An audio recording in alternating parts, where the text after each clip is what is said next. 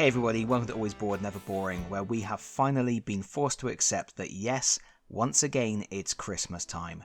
The decorations are up, the presents are waiting to be wrapped, and I've seen my little boy in the nativity. He was a singing sheep.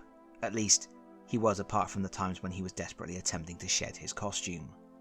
But, while gifts and decorations are all well and good, we all know the true reason for the season. It's trying to find ways to keep the family entertained so the big day is merry and bright, rather than a massive fight. So today I thought I would take a quick look at a festive game that is so quick and easy to play, you can easily get the whole family involved. This is the Gremlins Holiday Havoc card game, obviously inspired by the greatest Christmas film ever released in June. This is a simple party game for 3 to 5 players, and the box says for ages 8 and above, but they have skewed a little high there. Younger children should be fine with this one. It's from Funko Games, and I think it was from that period of time before they acquired the talents of the Prospero Hall stable and started putting out some more impressive titles. Clearly, we are winning on the theme here, and the artwork is great too, but what about the gameplay? Well, don't get too excited, because this is Snap. It's fancy Snap with a couple of twists, but it's Snap. Or, I suppose more accurately, Slap. Let's open the box and take a closer look at the contents. You get one instruction leaflet, it's very clear and well illustrated. If anything, there are more illustrations than really necessary. I'm sure most people will be able to grasp the concept of slapping a card without requiring an image of someone slapping a card to show them how. But hey, it's always nice when rules are as clear as possible. Next up we have 5 location cards. These are all recognisable from the film. We have the Peltzer's house, Dory's tavern where everyone's dad proposed to their mom, the school science lab where Mr. Hanson learns a hard lesson about mogwais, the cinema where the Gremlins enjoy Snow White and the 7 Dwarfs, and then the candy store where Stripes escapes to before the final showdown with Gizmo and Billy. And then you get a deck of 60 Gremlin cards. There are 10 different colours of Gremlin in the deck, but for anybody who is colourblind, each colour of Gremlin also gets a unique image. The images are a bit special, as they all depict the Gremlin doing something memorable from the movie. We have the Flasher Gremlin, the Carol Singer, the Gremlin playing cards, the Gremlin putting on a puppet show, Stripes hurling rotary blades like the absolute psychopath he is, and more. The deck also includes 3 types of special cards, but we'll get to those momentarily. To start the game, each player selects a location and places it in front of them. The locations are pretty much irrelevant, so it doesn't matter which one you pick. You then deal out the Gremlin card so each player has a face down stack in front of them. Then, in turn, each player flips the top card from their stack and places it face up on their own location card. The idea is to flip the card away from you so you are the last person to see what card it is, and that incentivizes you to do the flip as fast as possible to minimize your disadvantage.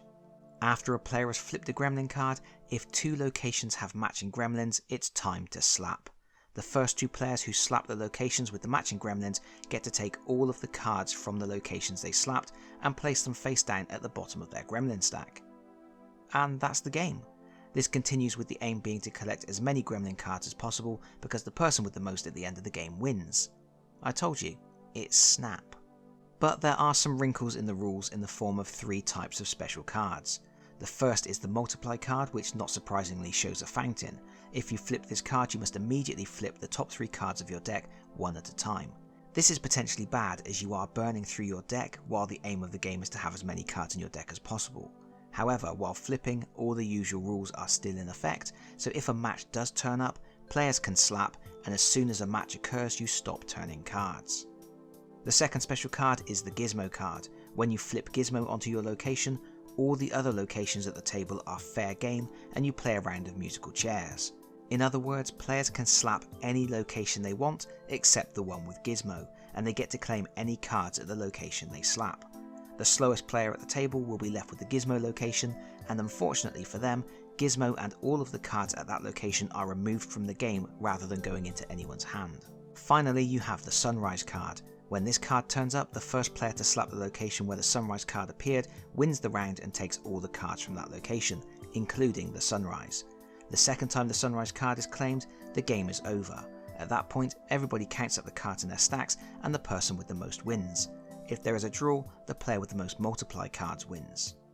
It is, quite obviously, a very quick filler game, A party game that requires fast reflexes, but very little thought. Is it any good though? Not really. It's still Snap at the end of the day, just multiplayer Snap with a nice presentation and a few tweaks to the rules. On the plus side, it's easy to learn and teach. It's suitable for most ages, and there is some fun to be had from flipping cards and slapping each other's hands in the resulting frenzy of flailing limbs. The theme is lovely, they did a great job with the art, and it's fun to see gremlins engaging in activities from the film. But that theme is window dressing. The gameplay doesn't ever make you feel like you are trying to build the biggest group of gremlins to take over the town. Yes, there is some theme in how the cards operate. The multiply card has water on it and causes a flurry of new gremlins to arrive at that location, while Sunrise clears out the gremlins of the location or terminates the game completely. But you could hardly say you are getting a strong sense of the movie's narrative. It's just pretty pictures on a silly party game. And unfortunately, I do think those pretty pictures will hinder the enjoyment for some people. Despite the use of different images for the different coloured suits, I still think the design of the cards puts colourblind players at a massive disadvantage. I feel like identifying a match based on colour is much more immediate than identifying a match based on the image of the gremlin itself.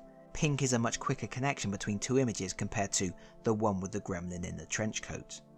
I think some kind of symbol on each suit would be a really useful addition and would help to make the game even more accessible. But it is what it is. Overall, I think you can have a few laughs with this. You aren't going to play it often, and you aren't going to play it for very long, but if the family are all stuffed from Christmas dinner and you are in that lazy part of the afternoon where you would normally fall asleep in front of the Great Escape, this little game could pep you up a little bit, and younger players are probably going to have a lot of fun. Just don't play with anybody who wears a lot of really chunky hand jewellery. Sometimes the slapping gets fierce. And that's it from me for now. Thank you so much for watching. If you've enjoyed this video, please consider pressing the like button. If you really enjoyed this video, please consider subscribing if you don't already do so, and hopefully I will see you all again very soon. Bye bye everyone. Bye bye.